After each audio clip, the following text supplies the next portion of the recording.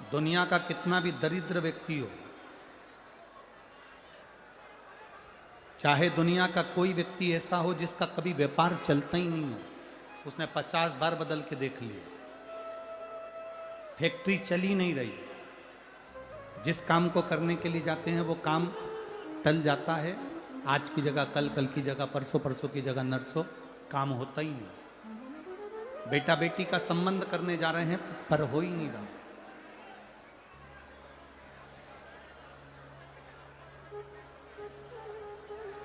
कितना भी दरिद्र से दरिद्र व्यक्ति हो, कितना भी दीन से दीन व्यक्ति हो, एक नियम वो अगर अपनी जिंदगी में बना ले, प्रदोष काल में, प्रदोष के समय पर बेलपत्री के वृक्ष के नीचे एक बार जाकर नमन करना और प्रदोष काल में शंकर भगवान के मंदिर में दिया लगाना, ये दो चीजें अगर वो 3 महीना भी लगातार कर ले तो उसके जीवन में कभी कोई समस्या आ ही नहीं सकती, कोई दुख आ ही नहीं सकता। एक नियम बना, जब कोई कहते तुम्हारे जीवन में कष्ट ही कष्ट है, तब एक काम चालू करो, शिव की आराधना।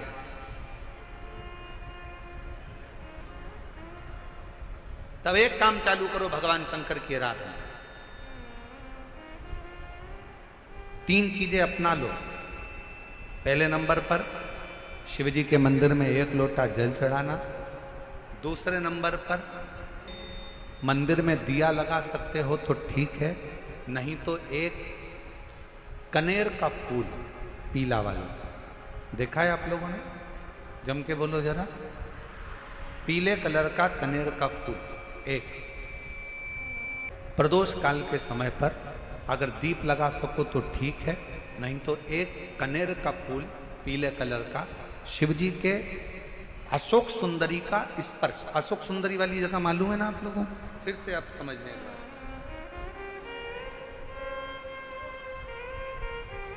ये शिवलिंग, जलाधारी, ये चरण, राइट में गणेश जी, लेफ्ट में कार्तिकेय जी, मध्य भाग में जो एक मोटी सी लाइन होती है वो अशोक सुंदरी का स्थान होता है। जहां पर शिवलिंग रखा हुआ है ये पार्वती जी का हस्त कमल। शिवलिंग के ऊपर जो कलश में से एक एक बूंद पानी गिरता है वो शंकर जी की 5 लड़कियां, जया, विषहरा, शामली बारी, दौतली, देव। शिव जी के 6ठे नंबर की लड़की अशोक सुंदरी मध्य भाग में। जब एक कनेर का फूल प्रदोष काल में अशोक सुंदरी वाली जगह पर स्पर्श कराकर शिव जी को समर्पित करना। 3 क्रम है, अगर बन सके तो करो। पहला 1 लोटा जल चढ़ाना। दूसरे नंबर पर अगर बहुत ज्यादा तकलीफ की जिंदगी चल रही हो, बहुत कष्टमय जीवन चल रहा हो और सब ने कह दिया कि तुम्हारी किस्मत में तो धक्के ही लिखे हैं, केवल आप धक्के ही खाओगे, तो एक कनेर का पुष्प प्रदोष काल में अशोक सुंदरी का स्पर्श कराकर शिवलिंग पर चढ़ाओ और शिव की आराधना और दिल से बाबा को पुकारते रहो, श्री शिवाय नमस्तु, श्री शिवाय नमस्तु। और मेरी जीजियों, मेरे जीजाओं, मेरी बेटियों, बेटाओं, मेरी माताओं, एक बात और आपसे कहना चाहूँ। जब आप पशुपतिनाथ का व्रत करो ना, पशुपति व्रत को अगर आप धारण करो, या सोमवार का व्रत करो, या शिवरात्रि का व्रत करो, या प्रदोष का व्रत करो, या आप शंकर जी के मंदिर में जाकर कोई उपास, कोई व्रत, कोई पूजन कर रहे हो ना, तो एक निवेदन और आज इस व्यासपीठ से करें आप लोगों के लिए। आपकी पूजन की थाली में सब कुछ है, सब कुछ।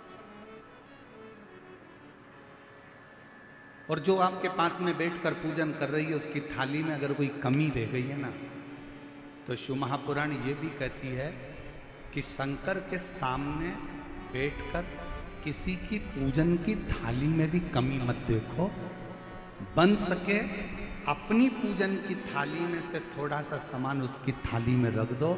प्रयास करना कि वो कमी ना देखी जाए। अगर हम भगवान की साक्षी में भी अगर कमी देखेंगे तो हमारे जीवन में कमियां बढ़ती चली जाए। हम क्यों कमी? ए गुरुजी, हमारी टेम्परेरी नौकरी है, बहुत कष्ट में हम, क्या करें हम? कहीं मत जाओ, तुम्हारे नजदीक में जो शंकर का मंदिर है उस मंदिर में जाकर झाड़ू लगाना प्रारंभ कर दो। तुम्हारे शिव जी के मंदिर में कहीं पोछा लगाना प्रारंभ कर दो। तुम्हारे शंकर के मंदिर में थोड़ा सा चंदन घिसना प्रारंभ कर दो। नौकरी पर जाओ, ड्यूटी पर जाओ, बच्चों को संभालो, परिवार को संभालो, उसमें से थोड़ा सा समय शंकर जी को देना प्रारंभ करो। थोड़ा सा समय निकालना शिव जी के लिए, थोड़ा सा समय। ए गुरुजी, अभी मेरी तनख्वाह तो मात्र 8,000 रुपए मिलती है, प्राइवेट जॉब कर रहा हूं, परिवार बड़ा है, गुरुदेव दिल्ली जैसे शहर में रह रहा हूं, बहुत दुख का जीवन चल रहा है, क्या करूं? किसी को हाथ नहीं दिखाना, किसी को पत्रिका नहीं दिखाना, किसी को भाग्य नहीं दिखाना, अब जो कुछ दिखाना अपने शंकर को दिखाना, उसके मंदिर में सेवा करना प्रारंभ करो। और मेरे बाबा तेरी सबसे बढ़िया, यदि कोई एक बार भी शिवालय की ओर चले जाता है, शंकर की ओर बढ़ जाता है, शिवालय की ओर बढ़ जाता है, तो उसके पितर, उसके पूर्वज और उसके जीवन में कितने भी दोष हों, वो सारे के सारे दोष समाप्त होते चले जाते, सारे दोष। और शायद इसीलिए शिवजी पर चढ़ाया गया एक लोटा जल हमारे घर का पितृदोष हो चाहे अन्य दोष हो, वो भी समाप्त कर दे। कितना सुंदर कहा है। जब जिंदगी बहुत संघर्ष में चल रही हो, बहुत दुख का जीवन चल रहा हो, बहुत कष्ट का जीवन चल रहा हो, बहुत कष्टमय जीवन चल रहा हो, तब शमी के 5 पत्ते, शमी के 5 पत्ते, एक दुर्वा के साथ एक अक्षत चावल का एक दाना, वो भी हल्दी में भिंगोया हुआ हो या केसर में भिंगोया हुआ हो, शमी पत्र 5, एक दुर्वा, एक चावल का दाना, जो दिल से हृदय से बेलपत्री के वृक्ष के नीचे पार्थिव लिंग का निर्माण कर कर मट्टी का शिवलिंग बनाकर प्रदोष काल में, मतलब शाम के समय पर शिवलिंग बनाकर उस पे जल चढ़ाकर, जो ये 5 शमी का पत्र, एक दुर्वा और एक चावल का दाना, अपनी कामना कर कर जो दुख चल रहा है बाबा से विनय कर कर एक एक पत्ता जब समर्पित कर दे, फिर एक दुर्वा समर्पित कर दे, फिर एक चावल का दाना समर्पित कर दे और बाबा का वहीं पर पुनः विसर्जन कर दे, 3 महीना तो जाने दो, 15 दिन के अंदर वो दुख कटता जरूर है, चाहे कोई भी दुख, किसी भी तरह का दुख क्यों हो। एक बेलपत्र के वृक्ष की परिक्रमा करने वाले को हजारों अश्वमेध यज्ञ का फल प्राप्त हो जाता है, हजारों अश्वमेध यज्ञ का फल प्राप्त हो जाता है। उसी तरह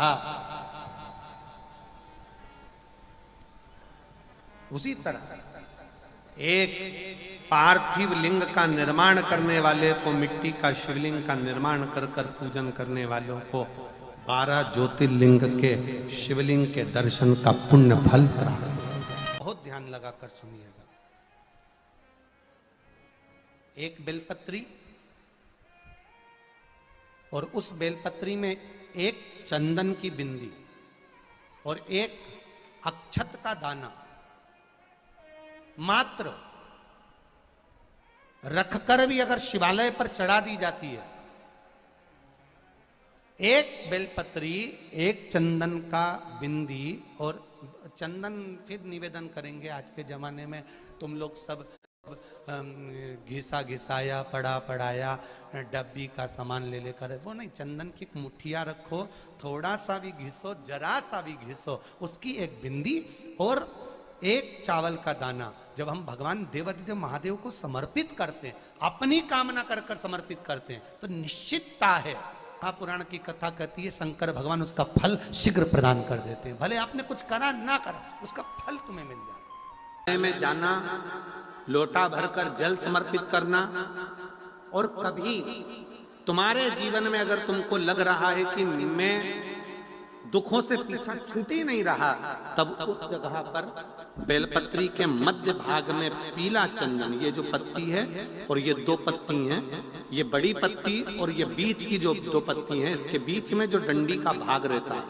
जो बीच में डंडी का जो भाग है, बड़ी पत्ती और ये दो छोटी पत्ती के मध्य में जो डंडी का भाग है, उस डंडी के भाग में पीला चंदन और एक अक्षत पीला शंकर भगवान को आप अगर प्रदोष काल में समर्पित कर रहे हैं, तो ये निश्चित है कि धीरे धीरे कर कर वो दुख समाप्त होगा, वो दुख कटेगा ही।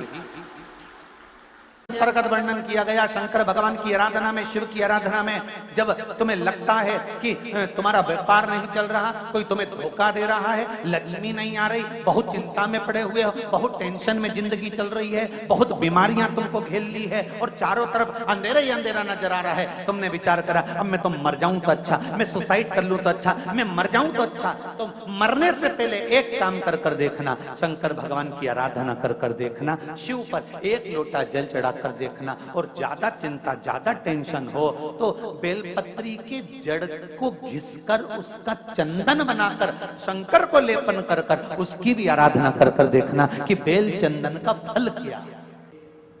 बेलपत्र, एक बेल, ये कोई साधारण नहीं, एक बेलपत्र, एक बेल, ये कोई साधारण नहीं, एक बेल। इसकी नीचे की डंडी से लेकर ये दो पत्तियां जहां लगी हैं, और दो पत्ती से लेकर ये बीच की जो पत्ती है उसमें जो गैप है, उसमें जो जगह है, दिख रही है आपको, ये दो पत्ती से लेकर बीच की पत्ती के बीच में जो जगह खाली रहती है, 33 कोटि देवी देवताओं विराजमान रहते हैं इस बीच की जगह में। जब शिव जी को चढ़ाया जाता है तब इस पत्ती के बीच की जगह शंकर के शिवलिंग पर रखा जाता है, तो शिव जी इतने प्रसन्न होते हैं कि मेरी स्तुति करने के लिए ये भक्त 33 कोटि देवताओं को लेकर आया है, मेरी स्तुति करने के लिए। लोग चावल लाए, लोग अंबारियां लाए, धन लाए, दौलत लाए, संपदा लाए, पर एक शंकर का भगत ऐसा होता है जो एक बेलपत्री के रूप में 33 कोटि देवताओं को, 64 योगिनियों को, आदि शक्तियों को शंकर को समर्पित करता है। कितना सुंदर संवाद है, कितना सुंदर बात कही कि भूल से भी किसी तीर्थ में नहीं गए, कहीं हमने गौदान नहीं करा, कहीं हम किसी तीर्थ में नहीं गए, हमने कहीं गौदान नहीं करा, हमने कहीं ब्राह्मण भोजन नहीं कराया, हम कहीं गंगा यमुना कावेरी सरस्वती नर्मदा छिपरा पुण्यवान नदी में हम स्नान नहीं कर पाए। शिव महापुराण की कथा कहती है भूलवश भी अगर पिपलेश्वर या बटकेश्वर किसी शिवालय पर भूल से भी अगर एक लोटा जल चढ़ जाता है तो देव अधिदेव महादेव सारे तीर्थों का फल अपने आप प्रदान कर देते हैं, भूल से भी चढ़।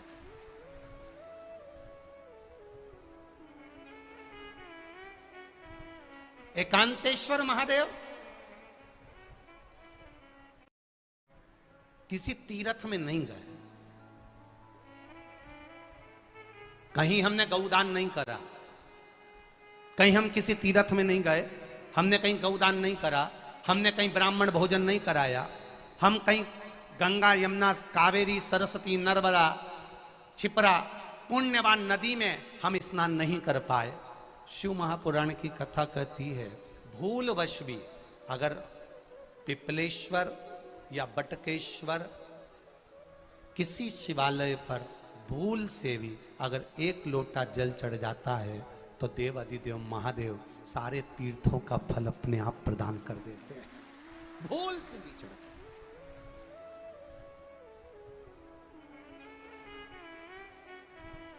एकांतेश्वर महादेव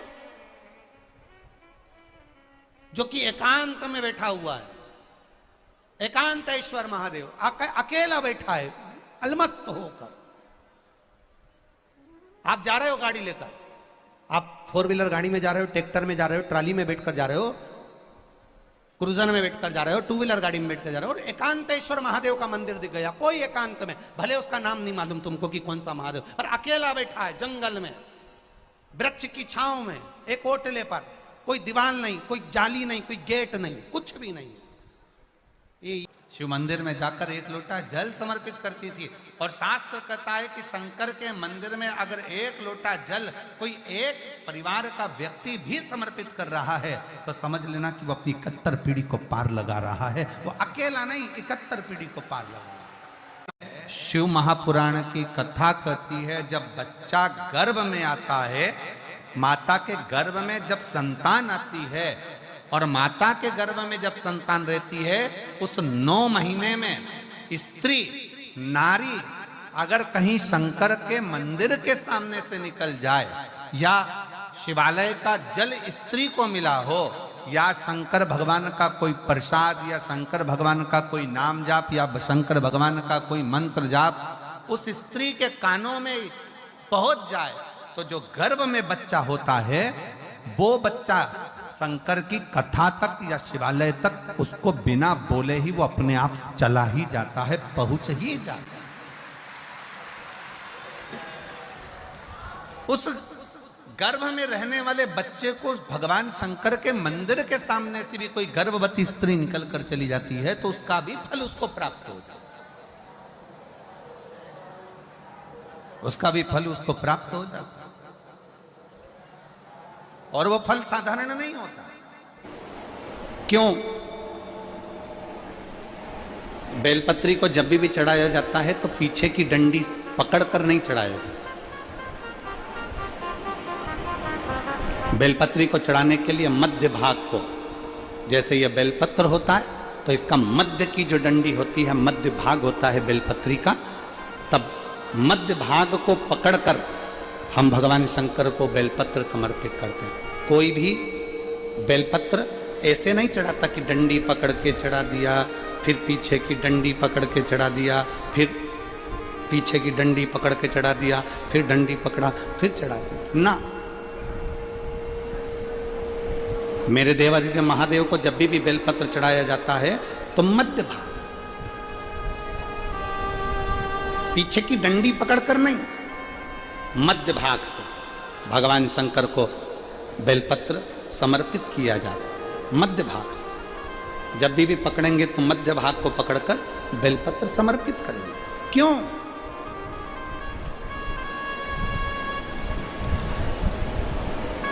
क्योंकि हमने भगवान शिव को मध्य भाग पकड़कर इसलिए समर्पित करा कि ये केवल बेलपत्र का मध्य भाग नहीं है मेरे शंभू, मेरे हृदय के मध्य भाग को मैं आपके चरणों में समर्पित कर रही हूं। मेरा दिल, मेरा हृदय, मेरा चित्त मैं आपको दे रही हूं। मध्य भाग एक विश्वास के साथ दे रही हूं। इतनी सुंदर बात नंदी ने कही है। नंदी ने ये बात जो कही वो वास्तव में बड़ी सुंदर है कि मान लो यदि कोई कार्य तुम्हारा हो नहीं रहा और पूरी दुनिया में तुमने कर कर देख लिया, बहुत प्रयास कर कर देख लिया, तो भी वो कार्य अगर तुम्हारा नहीं होता तो फिर एक काम करो कि शिव की स्तुति करो, शंकर की स्तुति, शंकर का गुणगान, शंकर की भक्ति, शंकर का स्मरण।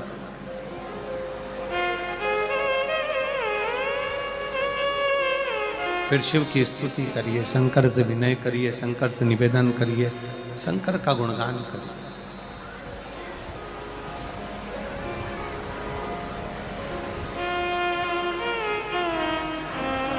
पर भगवान की भक्ति होती कब?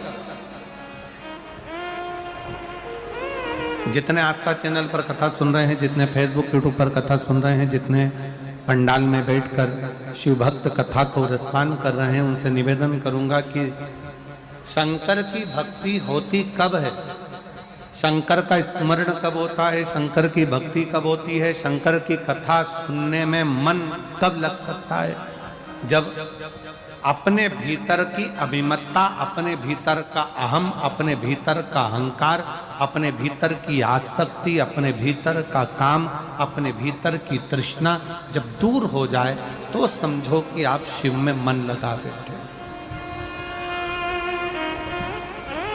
कितने सारे लोग बैठे हैं यहाँ पर कथा में, सब पंडालों के अंदर लोग शिव भक्त बैठे हुए हैं। कई लोग ऐसे भी होंगे जिनका आकर बैठ तो गए पर दिल नहीं लगता। दो जल व्यक्ति के जीवन को बदलते। कितने जल? जम के बोलो जरा।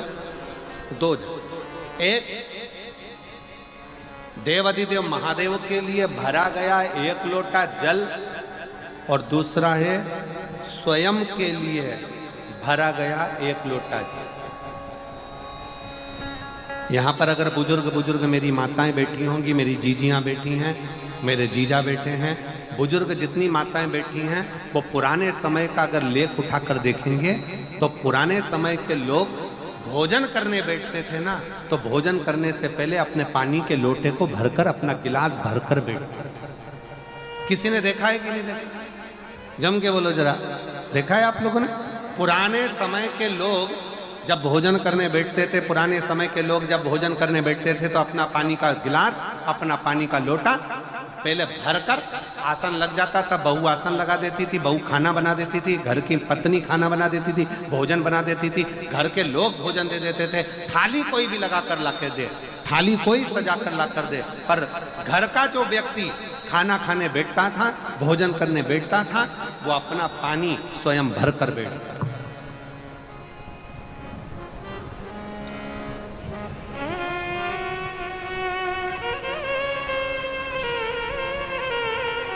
अब आज के जमाने में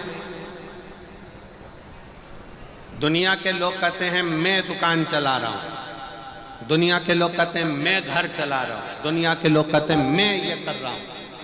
तुम अपना खुद का पानी भरकर तो बैठ नहीं रहे और कह रहे हो कि घर चला रहा हूं। स्वयं का एक गिलास पानी व्यक्ति नहीं भर पा रहा। कितना सुंदर कहा है महाराज जी। बहुत सावधानी से सुनिएगा। दो जगह का जल व्यक्ति के जीवन को बदल देता है। एक शिव के लिए भरा गया जल और दूसरा स्वयं के लिए भरा गया जल। स्वयं